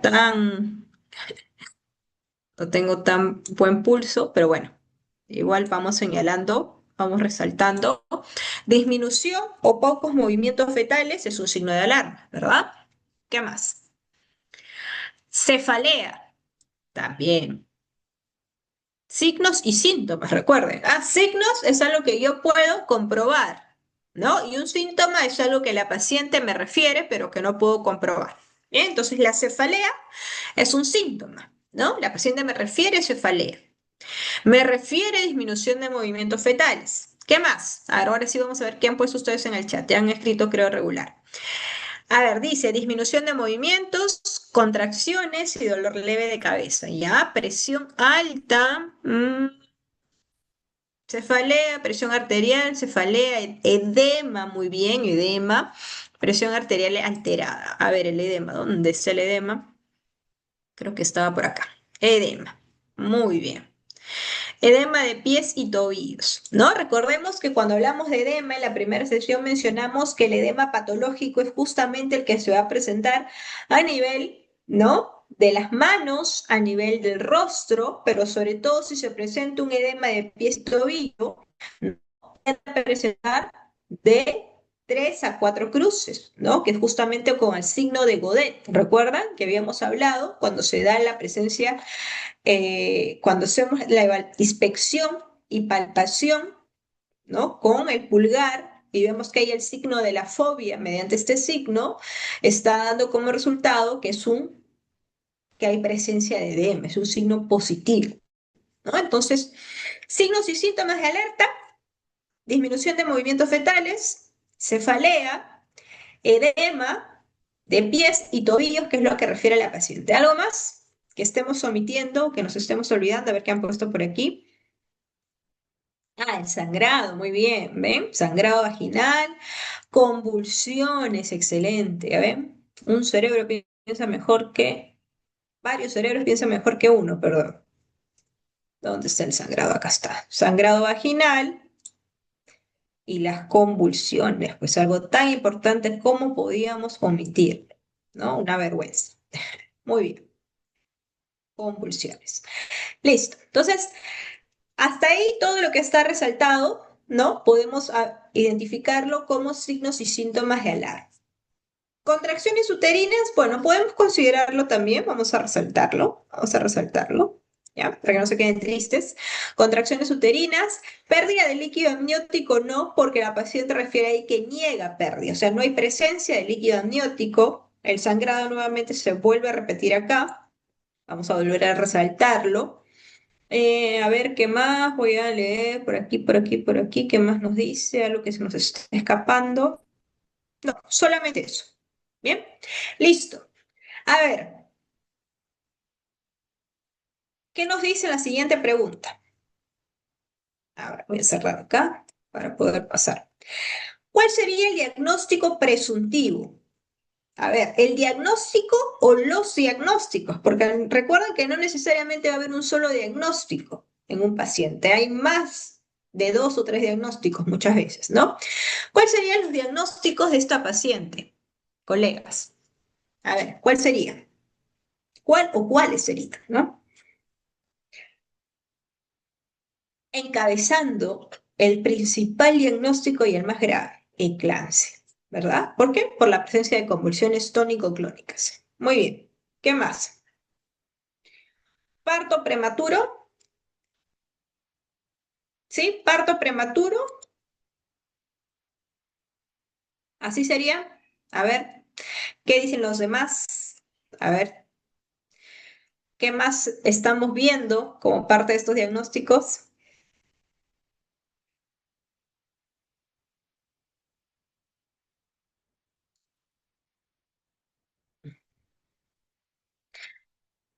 Amenaza de parto prematuro. Muy bien, porque acá dice que la dilatación, ¿cuándo sale la dilatación? 2 centímetros, ¿no? Para decir que ya está en trabajo de parto prematuro, ya tiene que ser más de 2, ¿no? Es lo que nos dice la guía.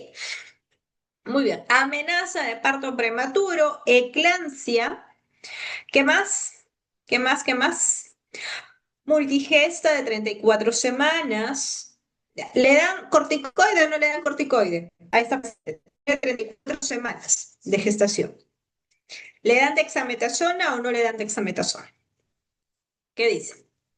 Sí, ¿verdad? Sí aplica. Aquí sí cumpliría el criterio. Entonces, empezamos. Multigesta de 34 semanas, vamos a asumir por ecografía, ya estoy asumiendo, ¿ya? Un ejemplo. Otro diagnóstico, amenaza de parto prematuro, eclampsia, ¿no? Eclampsia. ¿Qué más? A ver, ¿algo más? Ya tenemos 3 diagnósticos. ¿Habrá algún cuarto diagnóstico? A ver, ¿qué dice? Sí, un cuarto diagnóstico puede ser antecedentes de parto prematuro también o antecedentes de preeclampsia, porque acá refiere justamente que en la gesta 3 de esta paciente tuvo un parto prematuro de 30 semanas y también en ese embarazo tuvo preeclampsia, ¿no? Entonces, como uno de los diagnósticos también podríamos registrarlo, ¿verdad? Antecedentes de preeclampsia o antecedentes de prematuridad. La presión arterial, 150/90. Frecuencia cardíaca 84 está normal, respiración normal, temperatura normal, pero la presión, ¿qué diagnóstico pondría? Bueno, ya pusieron eclampsia. Yo sé que la eclampsia se relacionó al tema de las convulsiones, pero la presión arterial, a ver, ¿qué iría ahí? ¿Iría preeclampsia? ¿Iría hipertensión gestacional? ¿Iría hipertensión crónica? A ver, ¿qué es lo que recuerdo de los conceptos que revisamos? Claro, ya. Nos dicen preeclampsia severa. A ver, ¿qué opinan los demás colegas por ahí que todavía están calladitos, calladitas? Enfermedad hipertensiva del embarazo, preeclampsia con criterios de severidad, nos dicen la obstetra. Ya tiene criterios de severidad, ya hay criterios de severidad. ¿Por qué? A ver, ¿por qué ya hay criterios de severidad en la descripción de este caso clínico? ¿No? Si bien es cierto, no les están mostrando exámenes de laboratorio, ¿cierto? Pero en la clínica nos está mencionando, según lo que refiere la paciente, que sí está habiendo daño de severidad, está habiendo un criterio como tal en relación a la hipertensión que está presentando esta paciente con valores de la presión arterial de 150. ¿Y cuáles son? Es la cefalea, ¿no? La cefalea. Cefalea, pero es una cefalea leve, colega, sí, pero es cefalea. Así sea leve, moderada, severa, es cefalea y eso no va a cambiar. Está un signo relacionado a lo que es el tema de preeclampsia. ¿Qué más? ¿Algo más? No, solamente la cefalea, ¿verdad? Bueno, y por ahí el edema que lo podemos considerar también, pero más que todo las convulsiones. Entonces estaríamos hablando nosotros, o pondríamos, perdón, como uno de los diagnósticos, THE, ¿no? Trastorno hipertensivo del embarazo, 2 puntos, a considerar preeclampsia con criterios de severidad, ¿no? Al considerar preeclampsia con criterios de severidad y también como parte de otro diagnóstico, eclampsia, ¿no? Por el tema de las convulsiones. El sangrado vaginal escaso, ¿no? Porque la paciente en un inicio, al momento que acude a la emergencia, refiere que presenta sangrado, ¿no? Pero no dice si es un sangrado abundante, activo, mínimo, no dice, solo es sangrado. Pero al momento de la evaluación del obstetra, evidencia un sangrado vaginal escaso. Y muchas veces cuando hay un sangrado vaginal escaso está asociado más que todo al trabajo de parto, ¿no? Y acá también vendría a ser que esta paciente está con una dilatación de 2 centímetros, ¿no? De 2 centímetros, ¿no? Entonces ya está prácticamente presentando modificaciones cervicales y cuando hay modificaciones en el cervix tiende a presentarse un leve sangrado, ¿no? Pero no necesariamente por una gravedad mayor, sino producto muchas veces de las modificaciones que se dan a nivel cervical, ¿correcto? Muy bien, ¿qué más? Los latidos fetales están bien, ¿ve? Está en una buena presentación el bebé, está cefálico. Por aquí, ¿qué más vamos a ver? Bueno, yo creo que al parecer solamente sería eso. Desde hace 5 horas, niega pérdida de líquido, sí, solamente serían esos los diagnósticos a considerar, o por ahí haber alguien encontrado otro diagnóstico. Ay, a ver qué nos dicen. Bueno, descartar desprendimiento de placenta. Puede ser desprendimiento de placenta, pero recuerden que el desprendimiento de placenta dentro de la clínica muy raras veces presenta sangrado, ¿no? Puede ser que haya sangrado, pero es un sangrado mínimo que puede asociarse, pero más que todo es dolor, porque el paciente refiere dolor, por eso viene lo que es la D, ¿no? La D de dolor en el DPP, ¿no? Y lo que esa paciente refiere más que todo son las contracciones uterinas. Entonces, como que por ahí directamente no lo relacionaríamos como desprendimiento prematuro de placenta. Y descartar gel creo que vi por ahí también. Sí, también podría ser, ¿no? A considerar. Podría ser. Muy bien. ¿Qué más nos indican? A ver, ¿cuál sería entonces el plan de trabajo? Ya hemos mencionado como 3, 4, hasta 5 diagnósticos. Ahora, ¿qué hacen ustedes, no? Es donde viene la magia, ¿no? Ya diagnostiqué, ya sé qué signos y síntomas de alarma tiene este caso clínico que se puede presentar en mi turno, ya. Y lo principal, ¿no? ¿Qué realizo? ¿Qué hago con esta paciente? ¿No? Está convulsionando. ¿Qué me dice la teoría? Si es una paciente que está convulsionando, activo la clave azul, ¿no? Activo el protocolo de reanimación, pido ayuda, ¿no? Porque yo solita no voy a hacer todo, ¿no? Pido ayuda para que todo el equipo acuda. Y si una paciente está convulsionando, ¿qué es lo primero que tengo que realizar? Poner a la paciente de preferencia en decúbito lateral izquierdo, ¿no? Para poder prevenir que esa paciente se aspire, ¿no? Porque se puede aspirar, producto de la convulsión, ¿no? Entonces, tenemos que realizar la activación, brindar el sulfato de magnesio, la dosis de ataque, sobre todo cuando ya estamos frente a una eclampsia, ¿no? Y posteriormente la dosis de mantenimiento.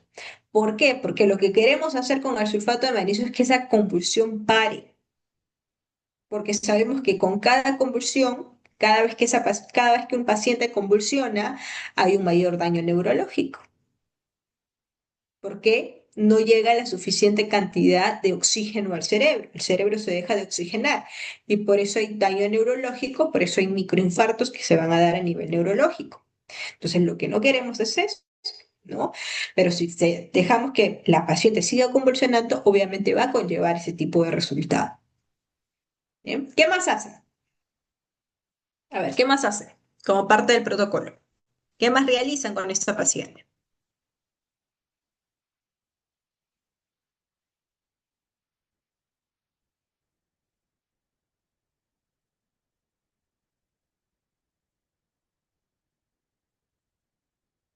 A ver, ¿qué más realiza?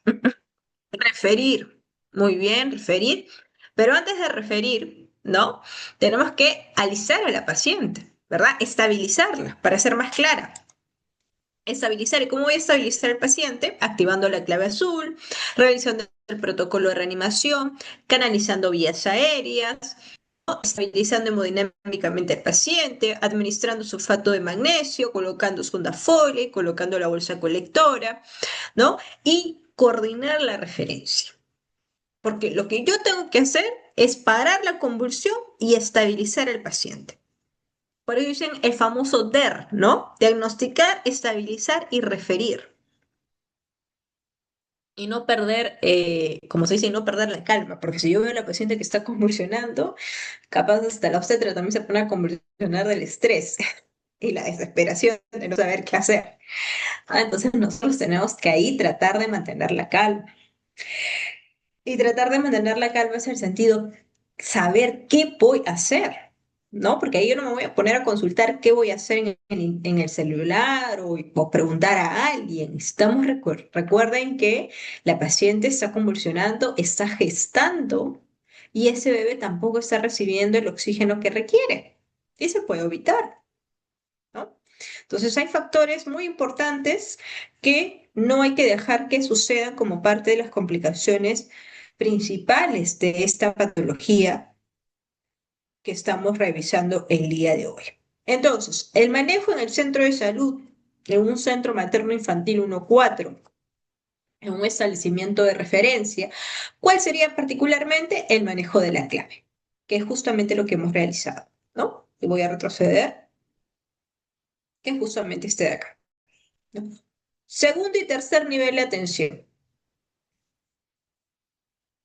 Todo el protocolo de reanimación que tenemos que realizar, administrar el sulfato de magnesio, ¿no? 4 gramos en 20 minutos y la dosis de mantenimiento, 1 gramo. El nifedipino para controlar la presión arterial, ¿no? Y una vez que la paciente esté estable, bueno, ya se realiza todo el protocolo de sacar exámenes y todo lo demás, ¿no? Pero sí o sí tenemos que realizar todo el protocolo para poder realizar una referencia adecuada. Muy bien. Listo. A ver, vamos a borrar por aquí para poder pasar ya a la parte de los conceptos. Vamos a retroceder. A ver, creo que se borró todo. Sí, se borró todo. Ya.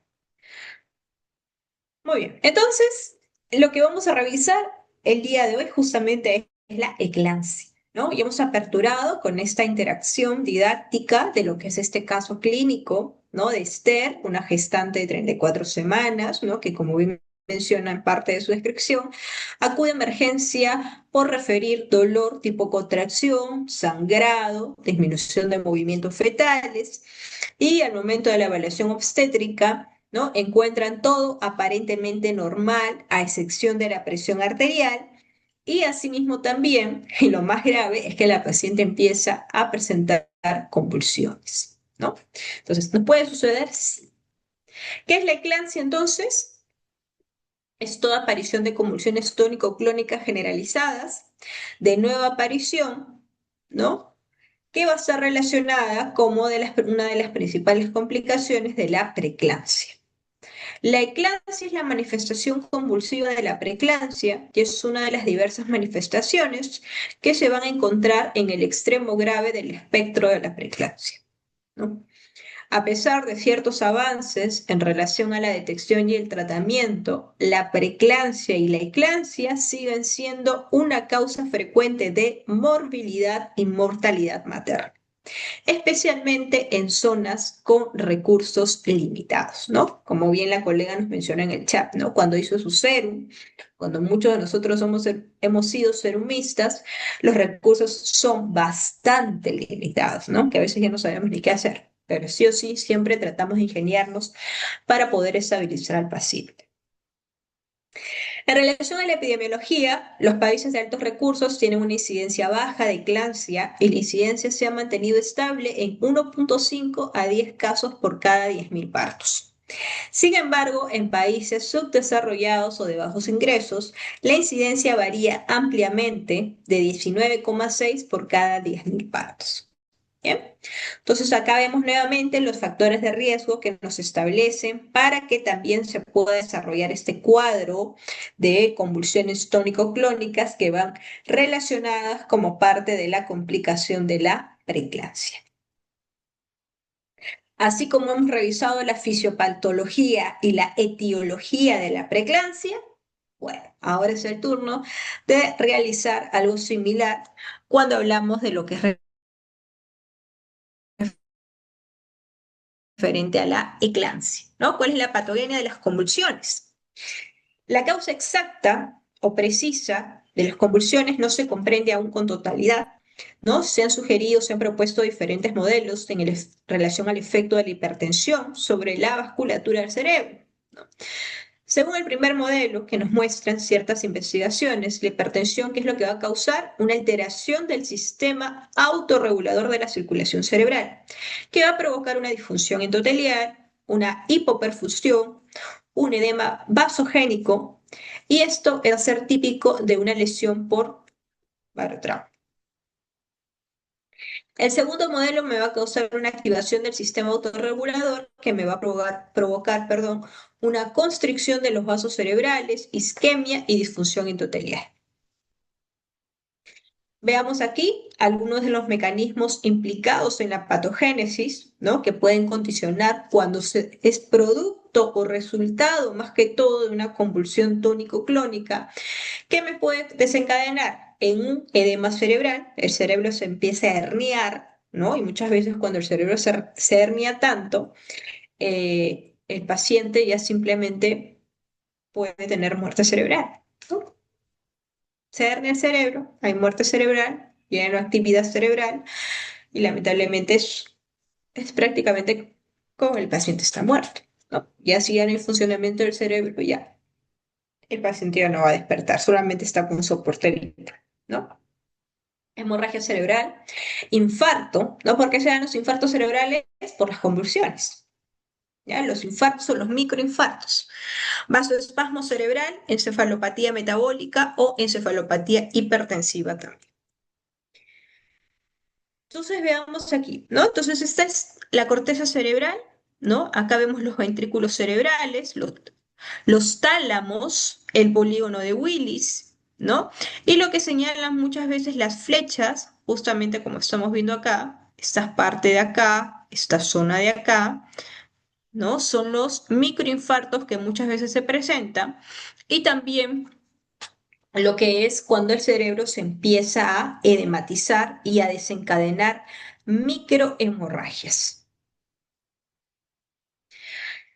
¿Cuál es la clasificación? Se va a clasificar en eclampsia anteparto temprana, que es antes de las 28 semanas de gestación, eclampsia anteparto más de las 28 semanas de gestación, eclampsia intraparto, eclampsia posparto precoz, posterior a las 48 horas, eclampsia posparto tardía, más de las 48 horas. Bien, es su clasificación respectiva. Entonces, veamos el cuadro clínico del paciente.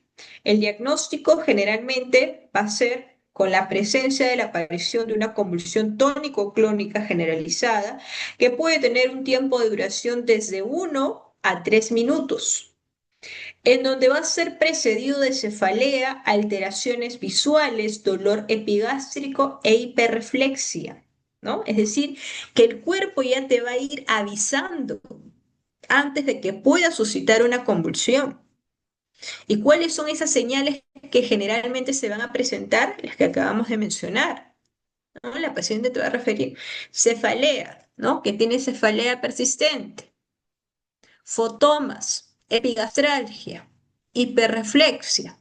Y no necesariamente la presión arterial tiene que estar incrementada, tiene que estar con valores muy elevados. Hay pacientes que llegan a convulsionar hasta con presiones de 120,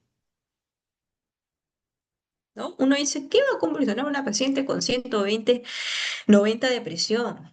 No hay forma, sí, llegan a convulsionar. Como también hay casos de pacientes que llegan a convulsionar con presiones elevadas, ¿no? 170, 180.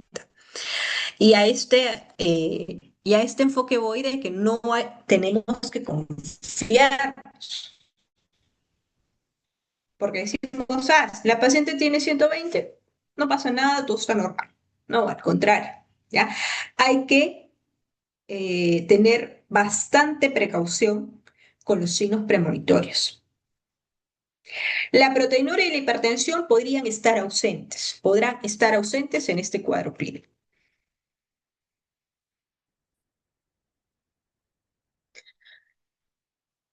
¿Qué más nos indica? El 60% aproximadamente de las pacientes van a presentar cefaleas, van a presentar trastornos visuales, epigastralgias, y entre el 50 y 75% de estas cefaleas van a ser de localización frontal, a nivel de esta zona.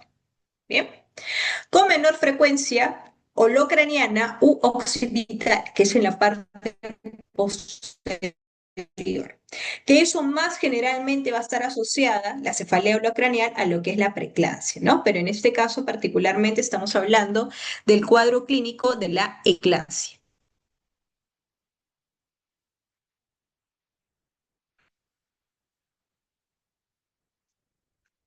Los trastornos visuales se observaron entre el 19 a 32% de los casos, y cuando ocurre particularmente un episodio convulsivo, la mayor parte de estas convulsiones van a ocurrir en dos etapas y se prolongan por un espacio, perdón, de 60 a 75 segundos. La primera fase de este episodio se tiende a prolongar de 15 a 20 segundos, que va a comenzar con ciertos espasmos faciales, ¿no? Espasmos faciales quiere decir que muchas veces el mismo rostro de la paciente va a estar como medio dormido, ¿no? Es un espasmo que va a presentar. Va a haber rigidez corporal, producto de una contracción muscular, así como estamos viendo las manos de la paciente en forma de puño, ¿no? Como si estuviera haciendo cierta presión, ¿no? Entonces, cuando veamos esta clínica en el paciente, no es que el paciente esté mostrando un signo normal, es un episodio convulsivo. ¿Qué es lo que hay que realizar entonces en relación a estos episodios? Las convulsiones se van a asociar con manifestaciones clínicas en relación al 6,5% de mujeres con eclampsia. Puede presentar paresias transitorias, afasia, ¿no? Que es en este caso que no articula bien las palabras, ¿no? Alteraciones visuales, psicosis o coma. El déficit motor postictal podría extenderse hasta las 48 horas. El déficit motor postictal, colegas, para poder entenderlo mejor, es este postictal, que las manos estén así, ¿eh? Como rígidas, ¿no? En un entorno rígido. Diagnóstico diferencial, entonces vamos a tener los accidentes cerebrovasculares o el famoso ACV, que me va a desencadenar en hemorragias, ruptura de aneurismas, trombosis venosa cerebral, encefalopatías, ¿no? Dentro de eso está la encefalopatía hipertensiva, epilepsia, enfermedad trofoblástica, trombofilias, vasculitis, entre otros. ¿Cómo prevenimos la eclampsia? ¿Se puede prevenir o no se puede prevenir? Claro que se puede prevenir. ¿Con qué lo prevengo? Con el sulfato de magnesio. Esa es la finalidad del sulfato de magnesio, prevenir la eclampsia. No es normalizar la presión arterial, sino prevenirla. A nivel de estadística, se estima que entre el 1 y 4% de estas mujeres se da tratamientos profilácticos si sufren una convulsión, que puede ser una prevención primaria o una prevención secundaria. Los signos referidos bajo la denominación de eclampismo o inminencia de eclampsia tienen valor relativo. Bien, entonces, ¿cuál es la prevención? Que generalmente debemos hacer la hiperreflexia tendinosa, ¿no? Verificar los reflejos, el clonus del pie o de la rodilla, o la presencia de un estado emocional irritable, ¿no? No es que la paciente sea una paciente conflictiva, no. Si vemos una paciente que está soporosa, ansiosa, ¿no? O irritable, no necesariamente estamos hablando de una paciente que sea conflictiva, sino que ya está viendo un daño a nivel sensorial, un posible daño a nivel neurológico. ¿Bien? Entonces, hay que tener bastante clínica con ese tipo de casos. Entonces, la parte preventiva, y ya para concluir, de la eclampsia, se utiliza el sulfato de magnesio para recordar que es de 2 a 4 gramos por vía intravenosa, lentamente, seguido de una infusión de 1 a 2 gramos por hora, continuando hasta 24 o 48 horas después del parto o cesárea, luego de una última convulsión. Parte del tratamiento, la primera actitud ante un episodio convulsivo, ¿no? Es evitar cualquier tipo de lesión traumática, por eso se debe, en este caso, sostener, ¿no? La parte de la mandíbula de la paciente, colocarla del lado izquierdo para poder evitar que se aspire. Luego, afectar el apoyo habitual, el enfoque terapéutico, el control de la hipertensión, el tratamiento de convulsiones y manejarlo en unidades de cuidados intensivos. La dosis de carga que se va a administrar es una dosis de carga de 6 gramos de sulfato de magnesio durante 15 a 20 minutos, ¿no? Para de esta manera poder llevar a una complicación mucho mayor. Y si en caso, a veces se dice, ¿no? A veces se indica que la infusión también se puede dar por vía intramuscular, pero esto más que todo es cuando es la parte de la preeclampsia, ¿no? Porque sabemos que en el manejo de la preeclampsia que hemos indicado, hemos dado el manejo endovenoso con el sulfato de magnesio, con Bolutrol, y asimismo también la administración intramuscular que se da a nivel glútea, ¿no? Que vendría a ser la dosificación de 5 gramos de sulfato de magnesio. Obviamente, ahí sí se va a sentir mucho dolor, ¿no? Pero si eso es uno de los recursos, bueno, que no tenga los otros insumos, ¿no? Que es muy difícil, porque generalmente siempre se tiene el stock. Bien, a ver qué nos han mencionado por aquí. Ah, la asistencia. Okay. Muy bien. Y hasta aquí nos vamos a quedar, hasta aquí nos vamos a quedar el día de hoy, bien, con esta segunda sesión. No sé si tienen alguna pregunta. Voy a dejar de compartir. Si tienen alguna pregunta, alguna duda, igual están volviendo a mandar el link de asistencia para que puedan registrar su asistencia, estimados colegas, si es que por ahí todavía a alguien le falta registrarla.